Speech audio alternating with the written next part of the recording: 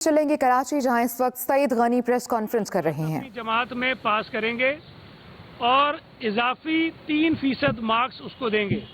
तो अगर किसी बच्चे की परसेंटेज जो है वो 9वीं क्लास में 60% है, तो जब 10वीं क्लास में हम उसको प्रोमोट करेंगे 11वीं के लिए, तो उसकी परसेंटेज जो है वो 63% हो जाएगी। 3% उसको इजाफी मार्क्स देकर हम उनको पास कर देंगे। इसी तरह जो 11वीं जमात का स्टूडेंट है उसको हम प्रोमोट करेंगे बगैर किसी परसेंटेज और बगैर किसी मार्क्स के, और वो अब चला जाएगा 12वीं जमात में।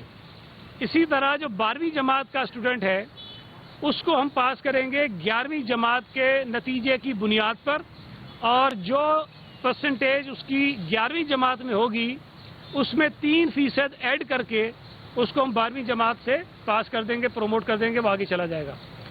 इसी तरह जो 9वीं जमात का तालिब इल्म जिसका अभी कोई रिजल्ट नहीं है, जब वो 10वीं का इम्तिहान देगा अगले बरस, तो उसी परसेंटेज की बुनियाद पर उसकी 9वीं की परसेंटेज भी जो है वो कैलकुलेट कर ली जाएगी और वो उसकी परसेंटेज बन जाएगी 9वीं और 10वीं की मिला के।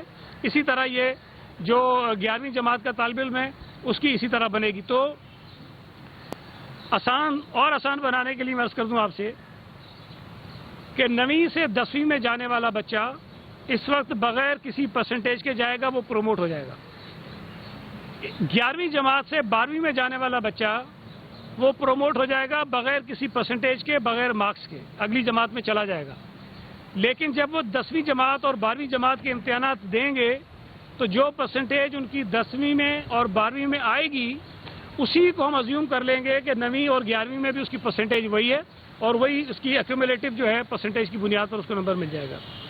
और जो 10वीं का बच्चा है वो 9वीं की परसेंटेज की बुनियाद पर जाएगा, उसको 3% इजाफी मिलेंगे, और इसी तरह जो 12वीं का बच्चा है उसको भी 3% इजाफी मिलेंगे, और 11वीं जमात के नतीजे पे वो प्रोमोट हो जाएगा। ये तो बड़ा एक सीधा सा था, वो हो गया। एक और चीज़ थी जिसमें मैंने आपको उस वक्त बताया था कि वो अभी तक एक मसला है जिसको हम हल करना चाहते हैं। वो ये चीज़ थी कि जो बच्चे कुछ पेपर्स में फेल हो गए उनको हम क्या करें।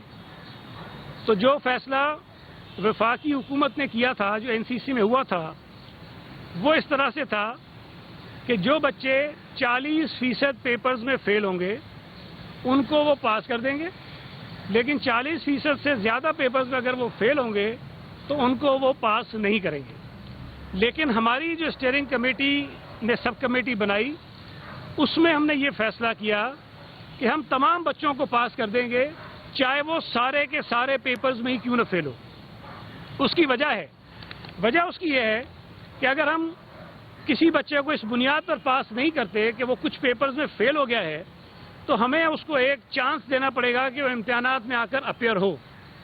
और इस पर काफ़ी बहस हुई कि हमें ये करना चाहिए कि उनको किसी चांस हम दें, लेकिन चूंकि हमें इस बात का यकीन नहीं है कि अगले 1 महीने में, 2 महीने में, 3 महीने में हालात इस काबिल होंगे कि हम बच्चों को इम्तिहानात में बिठा सकेंगे कि नहीं बिठा सकेंगे, तो इस गैर यकीनी सूरत हाल से बचने के लिए ये तय किया गया है कि वो बच्चे जो तमाम सब्जेक्ट्स में अगर फेल भी हैं तो उन्हें सिंपल पासिंग मार्क्स, कोई उनकी परसेंटेज ज़्यादा नहीं होगी, जितने मिनिमम नंबर्स रिक्वायर्ड होते हैं पास करने के लिए, जो 33% होते हैं, वो 33% नंबर्स उनको देकर उनको हम पास कर देंगे ताकि वो भी अगले साल चले जाएं। और इसी तरह से जो बच्चे प्राइवेट कैंडिडेट के तौर पर अपेयर होते हैं, as a private student appear होते हैं, किसी स्कूल की में उनकी रजिस्ट्रेशन नहीं होती है, उनके लिए भी इसी तरह का फार्मूला जो है हम अडॉप्ट करेंगे। तो होगा ये कि सूबा सिंध में तमाम के तमाम बच्चे पहली जमात से लेकर 12वीं जमात तक वो अपनी अगली जमातों में प्रोमोट हो जाएंगे बगैर किसी इम्तिहान के, और इसके अंदर कोई तफरीक नहीं होगी कि कौन सा बच्चा कितने पेपर्स में फेल हुआ है या कितने पेपर्स में पास हुआ है। अब 2 चीज़ें होती हैं इसके अलावा भी। कुछ बच्चे पास हो गए होते हैं लेकिन वो अपनी मार्क्स को इम्प्रूव करने के लिए दोबारा फॉर्म्स जमा कराते हैं, और वो आकर ये ख्वाहिश होती है कि दोबारा वो पेपर्स दें। चूँकि वो पेपर्स उनके नहीं हो रहे हैं, लिहाजा हम उन्हें प्रोमोट कर देंगे لیکن اگر ان کی خواہش ہو کہ وہ دوبارہ اپنی مارکس کو امپروو کرنے کے لیے امتحان دینا چاہیں تو اگلے سال جب یہ امتحانات ہوں گے وہ اس میں اپیئر ہو سکتے ہیں. ہم ان کی جو ایڈمیشن کی فیس انہوں نے ابھی دی ہوئی ہے رجسٹریشن کی فیس, اسی فیس کی بنیاد پر ان کو بٹھا دیں گے, ایڈیشنل ان سے پیسے نہیں لیے جائیں گے. اسی طرح کچھ بچے ہوتے ہیں جو ایڈیشنل کوالیفیکیشن کے لیے یا اپنے سبجیکٹس یا گروپس کو چینج کرنے کے لیے اپیئر ہونا چاہتے ہیں, ان کے لیے بھی یہی طریقہ کار اڈاپٹ کیا گیا ہے. اس سال کوئی اسپیشل ایگزامینیشن نہیں ہوگا. اگلے برس جب یہ ایگزامس ہوں تو وہ اپنی اس سال کی جمع کرائی ہوئی فیس کی بنیاد پر ان پیپرز میں آ کر اپیئر ہو سکتے ہیں اور اپنی جو بھی ایڈیشنل کوالیفیکیشن ہو یا سبجیکٹ چینج کرنا چاہتے ہوں یا گروپ چینج کرنا چاہتے ہوں اس کے اندر وہ آ کر اپروو ہو سکتے ہیں.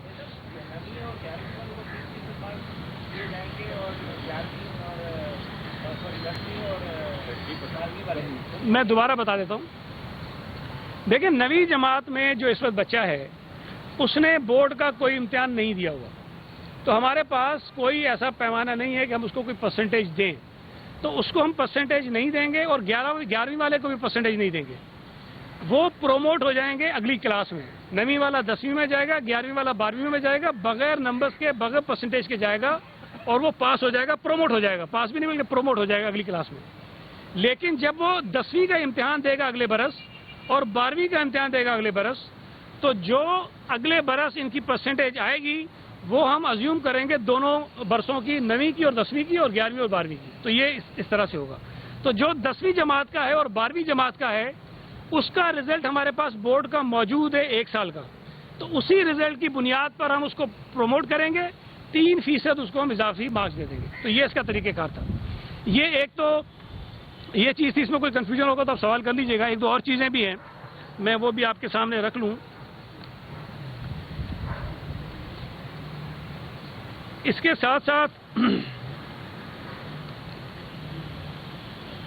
جو چینی کے ایشو پر آج بھی ایک پریس کانفرنس ہوئی ہے, میں سمجھتا ہوں کہ مرتضی وہاب نے 3-4 روز قبل ایک بڑی تفصیلی اور بڑی مدلل پریس کانفرنس کی, جس میں یہ جو کمیشن کی رپورٹ ہے, چینی کے کمیشن کی رپورٹ ہے, اس کی بنیاد پر, اس کی سفارشات کے سامنے, اس کے جو اپنے ڈاکومنٹس ہیں اس کی بنیاد پر آپ کے ذریعے پوری قوم سے تفصیلات شیئر کی.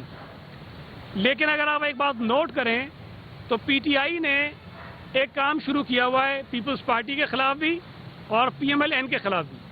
وہ چلے جاتے ہیں جی نون لیگ نے یہ کیا, پیپلز پارٹی نے یہ کیا. نون لیگ اپنے جواب دے رہی ہے. میں صرف عرض کروں پیپلز پارٹی کے حوالے سے کہ جتنی بھی چیزیں اٹھائی جا رہی ہیں کہ جی ہم نے سبسڈی غلط دے دی اور آج شوگر ملوں کی بات کی گئی, یہ تمام کے تمام ایشوز جو ایک جے آئی ٹی بنائی گئی تھی آصف علی زرداری صاحب اور پیپلز پارٹی کے دیگر رہنماؤں کے خلاف ثاقب نثار صاحب کے خواہش پر, اس میں یہ تمام چیزیں انہوں نے انویسٹیگیٹ کی ہیں. ایک چیز انہوں نے نہیں چھوڑی. شوگر ملیں بھی دیکھی ہیں, سبسڈی بھی دیکھی ہے, اور پتہ نہیں جو چیزیں کسی کا تعلق نہیں بنتا تھا وہ بھی ساری کھنگال ڈالی انہوں نے. ہر چیز کی تحقیقات ہوئی ہیں, اس کی بنیاد پر ریفرنسز بھی بنائے گئے ہیں, کچھ بنائے جا رہے ہیں اور وہ عدالتوں میں. ہماری صرف ایک گزارش ہے کہ وزیر اعظم نے جو یہ کمیشن بنایا تھا وہ بنایا کیوں تھا. یہ سوال صرف پی ٹی آئی کے لوگوں سے ہمارا ہے, وزیر اعظم سے ہے, اور ان کے جو یہ کچھ جگادری روزانہ بیٹھتے ہیں, جس قسم کے لوگ روزانہ بیٹھ کے 2-4 یہ ڈرامے کرتے ہیں, ان سے ایک سوال ہے, جواب تو وہ کبھی نہیں دیں گے. اگر وزیر اعظم نے کمیشن بنایا اور اس لیے بنایا کہ چینی کی قیمتوں میں نومبر 2019 سے لے کر فروری 2020 تک بے پناہ اضافہ ہوا اور اس ملک کے غریب لوگوں, عام لوگوں کی جیبوں سے 300 ارب روپے سے زائد کی رقم لوٹ لی گئی, ڈاکہ مارا گیا چینی کی قیمتوں میں اضافہ کر کے. وزیر اعظم نے کمیشن بنایا کہ کمیشن تحقیقات کرے کہ چینی کی قیمتوں میں اضافہ کیوں ہوا ہے اور اس کے ذمہ دار کون ہیں. صرف ایک مقصد کے لیے کمیشن بنایا گیا. اس کمیشن نے, جو کمیشن بنایا گیا تھا 20 فروری 2020 میں, اس کمیشن نے اپنی ایک رپورٹ پیش کی 9 مارچ 2020 کو وزیر اعظم کو، اور جس میں بتایا کہ چینی کی قیمتوں میں اضافہ کیوں ہوا تھا، اس کے ذمہ دار کون ہیں۔ ہونا تو یہ چاہیے تھا کہ اس رپورٹ کی بنیاد پر کارروائی شروع ہو جاتی، لیکن چونکہ اس میں ان کے اپنے جن کو میں بین الاقوامی جگادری کہتا ہوں، جو پی ٹی آئی کے اندر بیٹھے ہوئے ہیں، جو بہت بڑے فنکار ہیں، جو پی ٹی آئی کی اے ٹی ایمز ہیں، عمران خان کی اے ٹی ایمز ہیں، جو پیسے کماتے ہیں، لوگوں کی جیبوں سے پیسے لوٹتے ہیں اور پی ٹی آئی کے اوپر اور وزیر اعظم کے اوپر خرچ کرتے ہیں، وہ لوگ سارے اس کے اندر ملوث تھے۔ تو انہوں نے اس کو بچانے کے لیے اور اس چینی کے اسکینڈل کو مزید بگاڑنے کے لیے، تاکہ اور لوگوں کو بھی اس میں شامل کریں، انہوں نے فورنزک کے نام پر مزید ایک کام شروع کرایا کہ اس کی فورنزک بھی کر لیں آپ مزید، اس کے بعد کارروائی کریں گے۔ خورشید شاہ کو گرفتار کیا تو کون سی فورنزک کرائی تھی بھائی؟ آصف علی زرداری کو گرفتار کیا تو کون سی فورنزک ہوئی تھی؟ فریال طاہر پور صاحبہ گرفتار ہوئی تو کون سی فورنزک ہوئی تھی؟ شرجیل میمن گرفتار ہوا، آغا سراج دورانی گرفتار ہوا، کون سی فورنزک ہوئی تھی؟ ان کو تو آپ نے بغیر تحقیقات کے، بغیر انکوائریوں کے پکڑ کے اندر ڈال دیا۔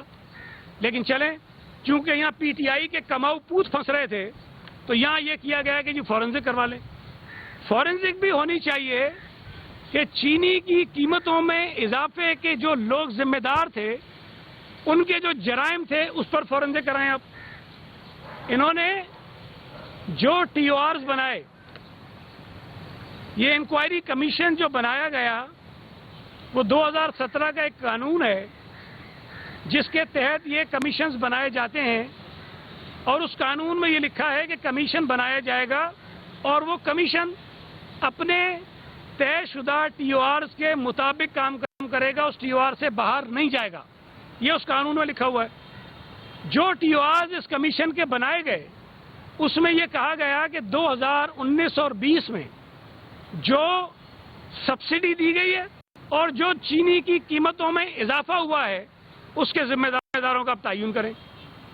لیکن چونکہ اس کمیشن کی تحقیقات کی زد میں وزیر اعظم آ رہے ہیں، اسد عمر آ رہے ہیں، رزاق داؤد آ رہا ہے، حفیظ شیخ آ رہا ہے، بزدار آ رہا ہے، یہ 5 کے 5 لوگ پی ٹی آئی کی حکومتوں میں بیٹھے ہوئے وزراء ہیں، اہم لوگ ہیں۔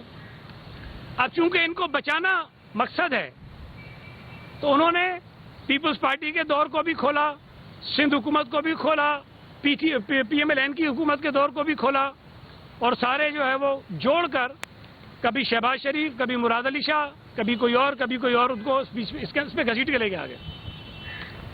ہمارا کہنا یہ تھا جب مراد علی شاہ صاحب کو بلایا گیا کہ بھائی 2019 اور 20 میں یا 18 اور 19 میں سندھ حکومت نے کسی قسم کی کوئی سبسڈی دی نہیں ہے، کمیشن بنایا گیا ہے جن برسوں کے لیے وہ ہم پر لاگو نہیں ہوتے، لہذا ہم سمجھتے ہیں کہ کمیشن اگر پیپلز پارٹی کی سندھ حکومت کو بلانا چاہتا ہے تو یا تو اپنے ٹی او آرز کو امینڈ کریں، اگر ٹی او آرز امینڈ نہیں ہوتے تو ہمیں بلانے کے اختیار آپ کے پاس نہیں ہے، لہذا چیف منسٹر صاحب آپ کے پاس نہیں آئیں گے۔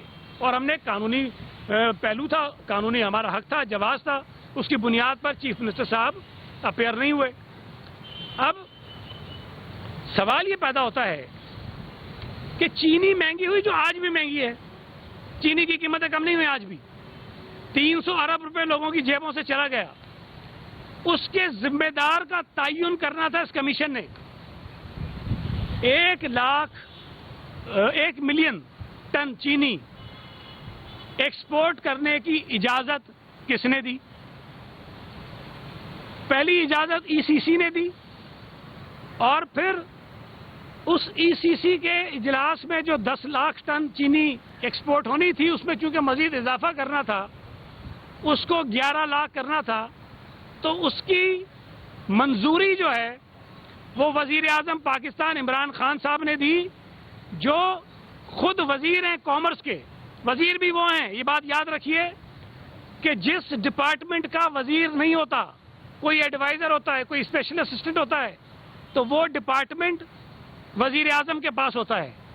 تو آج وزیر اعظم پاکستان وزیر صحت بھی ہیں، وزیر کامرس بھی ہیں، تو وزیر کامرس نے اس سمری کو بطور وزیر اعظم، اس کو بطور انچارج منسٹر کامرس اس سمری کو پڑھا، اس سمری کو اپروو کیا، جس میں 10 لاکھ سے 11 لاکھ ٹن گند جو چینی ہے اس کو ایکسپورٹ کرنے کی اجازت دی گئی، اور جو اس میں پہلے ایک پابندی تھی کہ کوئی صوبائی حکومت یا وفاقی حکومت اس کے اوپر کوئی کسی قسم کی سبسڈی نہیں دے گی، وہ پابندی بھی ختم کی گئی، اور اس کے بعد پنجاب حکومت نے سبسڈی دی اور کسی صوبے نے نہیں دی۔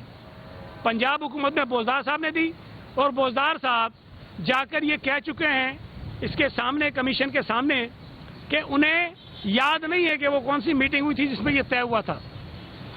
وزیر اعظم صاحب نے منظوری دی، وہ ریکارڈ پر ہے۔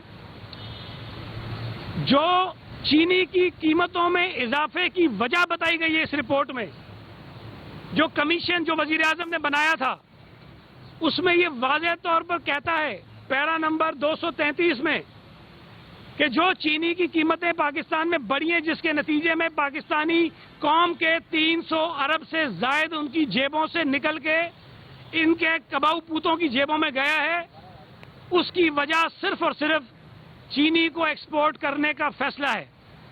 اب چینی ایکسپورٹ ہوئی، اس کے ذمہ دار وزیر اعظم۔ اس کمیشن نے وزیر اعظم کو نہیں بلایا۔ کیوں نہیں بلایا بھائی؟ آسمان سے اترے ہوئے ہیں۔ وزیر اعظم ذمہ دار ہیں اس ملک میں چینی کی قیمت میں اضافے کے۔ وزیر اعظم ذمہ دار ہیں اس ملک کے لوگوں کی جیبوں سے نکلنے والے 300 ارب روپے کے۔ یہاں ان سے بات کرو تو کہتے ہیں شہباز شریف نے یہ کیا، مراد علی شاہ نے یہ کیا۔ اور بھائی جو ہم نے کیا ہم اس کا جواب دے رہے ہیں۔ جے آئی ٹیاں ہم نے پہلے بھگتی ہیں، نیب ہم اب بھی بھگت رہے ہیں، بھگتتے رہیں گے۔ تم اپنا جواب دو۔ تم جو فرشتے بن کر آئے تھے، جو تم بتا رہے تھے کہ ہم تو بڑے صاف اور شفاف ہیں، تم جو کہتے تھے کہ ہم نے تو بالکل کسی کو چھوڑنا نہیں ہے، آج تک اس کمیشن کی رپورٹ آنے کے بعد بھی وہ جو سر سے پاؤں تک ایکٹیو نیب ہے وہ خاموش بیٹھی ہے۔ نیب کیوں کسی کو گرفتار نہیں کر رہی ہے؟ نیب نے کیوں اسد عمر کو گرفتار نہیں کیا؟ نیب نے کیوں حفیظ شیخ کو گرفتار نہیں کیا؟ نیب نے کیوں رزاق داؤد کو گرفتار نہیں کیا؟ نیب نے کیوں وزیر اعظم کو گرفتار نہیں کیا؟ نیب نے کیوں بوزدار کو گرفتار نہیں کیا؟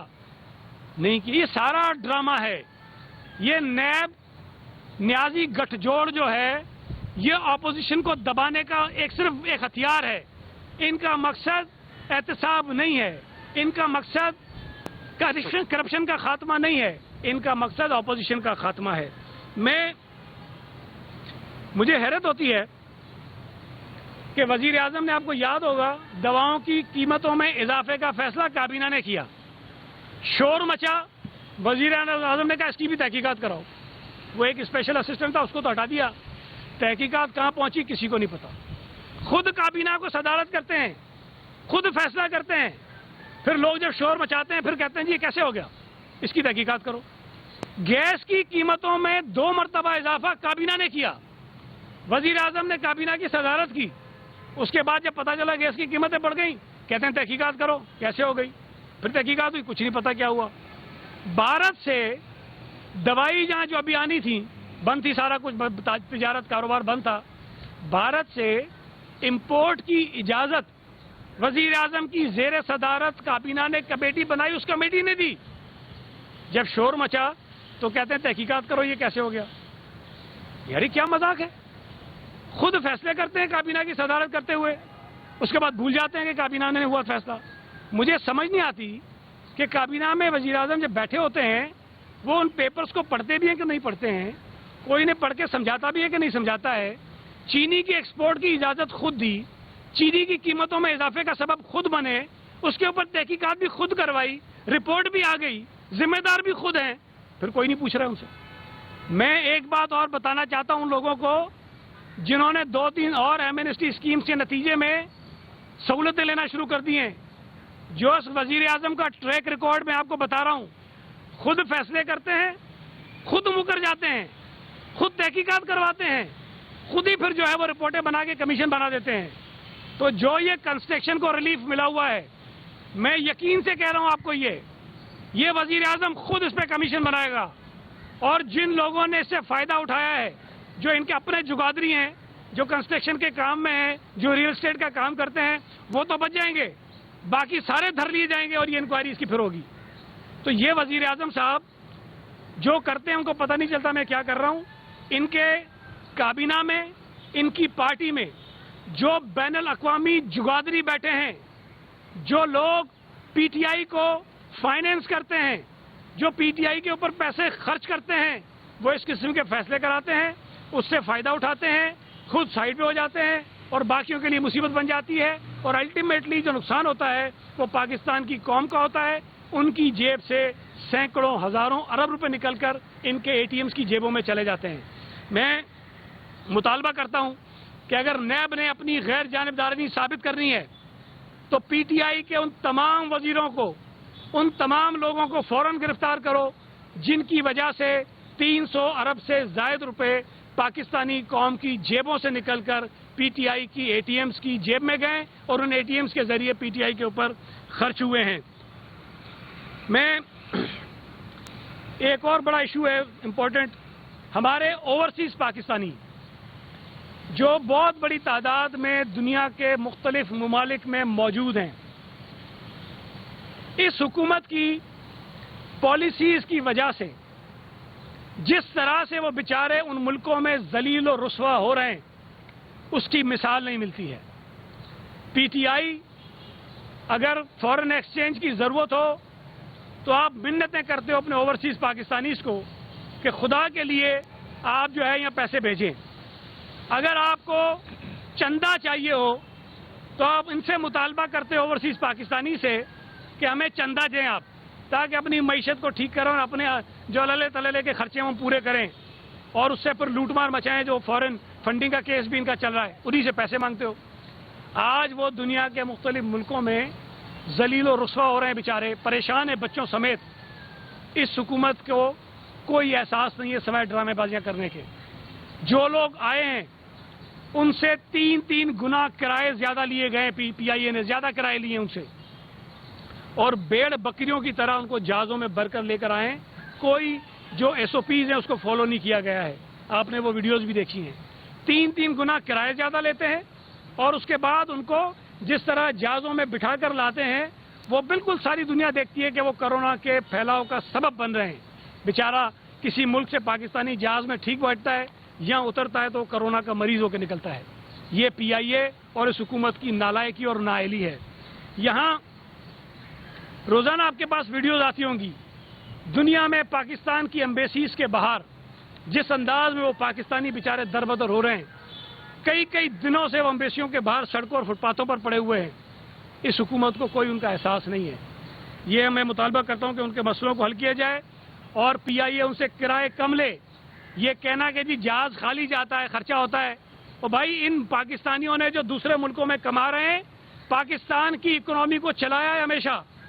ان کے لیے اگر پی آئی اے کچھ خرچ کر دے گا تو احسان نہیں کرے گا ان کے اوپر. آج وہ مشکل میں ہیں, آج ان کو ضرورت ہے مدد کی. اور دوسری بات یہ ہے کہ جو پیٹرول کی قیمتیں کم ہوئی ہیں, پی آئی اے کو کوئی خرچہ نہیں ہو رہا, کوئی اس کے اوپر بوجھ نہیں پڑ رہا. ان کی ٹکٹوں کی قیمتیں کم ہونی چاہیے. پی آئی اے نے اپنی ٹکٹس جو سستے نہیں کیے اور مہنگے کر دیے ہیں, تو اس کا کوئی جواز نہیں ہے. ان سے جو ہے وہ واپس سستے ٹکٹ دیے جائیں ان کو, اور ان کو فوری طور پر بلایا جائے. یہ جو میں نے اس دن بھی بات کی پی آئی اے کے حادثے کی, دیکھیں آج بھی پی آئی اے میں, یہ ریکارڈ کی بات بتا رہا ہوں, اس کے پیپر موجود ہیں. قانون کے مطابق, رولز کے مطابق, دنیا کے جو رولز ہیں, جو کیپٹن ہیں, جو پائلٹس ہوتے ہیں, وہ 12 گھنٹے کی فلائٹ کر سکتے ہیں مسلسل. 12 گھنٹے, اس سے زیادہ وہ فلائی نہیں کر سکتے. 4 گھنٹے اضافی ان کو دیے جا سکتے ہیں اگر کوئی صورتحال ایسی ہو جس میں یہ ضروری ہو جائے. یہ ایکسیپشنز ہیں, یہ نہیں کہ 16 گھنٹے, 12 گھنٹے ہے, 4 گھنٹے اضافی یہ رولز ہیں, اس کے مطابق ان کو دیے جا سکتے ہیں. اور خدا نخواستہ بہت ایمرجنسی ہو, کوئی بہت ہی ضروری ہو جائے, تو یہاں پر سول ایویشن ان کو 1 گھنٹے کا ویور دے سکتی ہے. یہ کیس ٹو کیس ہوتا ہے, کیس ٹو کیس ہوتا ہے. اگر کہیں ایسی صورتحال ہو تو وہ 17 گھنٹے ہو جاتے ہیں, بس اس کے علاوہ کچھ نہیں ہو سکتا. اس پی آئی اے کی موجودہ انتظامیہ نے سول ایویشن سے 4 گھنٹے کا ब्लैंकेट वेवर लिया हुआ है, ब्लैंकेट वेवर, जो बैन अल-अक़वामी फिजाई उसूल जो हैं, सिविल एविएशन के जो रूल्स हैं, उसकी वायलेशन है। अगर 16 घंटे एक और अगर पायलट 4 हो तो ये 18 घंटे होते हैं, और 1 घंटा वो जो वेवर आप दे सकते हैं केस टू केस, 4 घंटे इन्होंने और दे लिए हैं। ये 22-23 घंटे की फ्लाइट आप कप्तानों से कराओगे। इसकी वजह से जो सेफ्टी मेजर्स हैं, जो हिफाजती इकदाम हैं पीआईए में, वो कंप्रोमाइज हो रहे हैं। कोई आवाज नहीं उठा सकता, इसलिए कि जो आवाज उठाएगा उसको मुलाजमत से निकाल दिया जाएगा। कोरोना आने के बाद ये एसओपीज हर जगह के हैं। हम कहते हैं 50 साल से बड़ी उम्र का आदमी मस्जिद में नमाज पढ़ने ना जाए। हम कहते हैं 50 से 55 साल की जायद उम्र का आदमी मार्केट में ना जाए, शॉपिंग मॉल में ना जाए, ट्रांसपोर्ट में ना सफर करे। हम ये कहते हैं ना, इसलिए कहते हैं कि उन लोगों को ज्यादा चांसेस होते हैं कि वो कोरोना का शिकार हो सकते हैं। हमारी पीआईए की मौजूदा इंतजामिया, उन्होंने जो कॉन्ट्रैक्ट पे पायलट्स रखे हुए, जो रिटायर्ड पायलट्स हैं, जिनकी उम्रें 60 साल से ज्यादा हैं, चूंकि वो बेचारे कॉन्ट्रैक्ट पर हैं, उनको भेजा जाता है कि कोरोना के हालात में जाकर ये सारी फ्लाइट यहाँ चलाओ। जो स्पेशल फ्लाइट चल रही हैं, इसमें मेजॉरिटी जो है उन रिटायर्ड 60 साल से जायद उम्र के कॉन्ट्रैक्ट वाले पायलट्स की है, जिनको भेजा जाता है। मतलब दुनिया भर के सारी जो वायलेशन है वो ये पीआईए की इंतजामिया कर रही है। कोई आवाज नहीं उठाता, इसलिए कि जो आवाज उठाएगा वो नौकरी से निकल जाएगा। हम सिर्फ ये मुतालबा कर रहे हैं भाई कि खुदा के लिए पीआईए को ठीक करने के लिए आप जो दुनिया भर के उसूल हैं उस पर चलाएं। ये जो